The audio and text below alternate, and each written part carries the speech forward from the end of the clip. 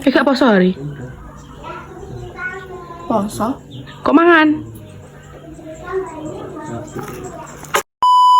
Oh alah yo ini ki ceritanya ya ra iso nabung kok enak pangan Siti enak tuku yo apen ke duit akeh piye nabung piye mesti pangan iki mesti selalu metu ae.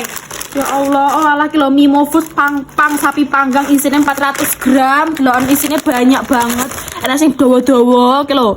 Kiloan isinya yo wakeh po, tak jelasannya piye. Ya mesti enak, mesti lo ah.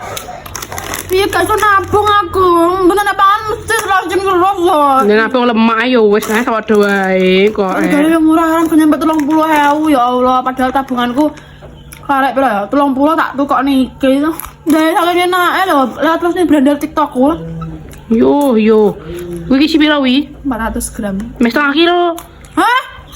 Akeh iki masane. Lah iya mes setengah kilo kayak 30.000. Nah, ya regane murah. Jajal di sini kayak apa aku tak ndelok. Sampai jajal. Enggak.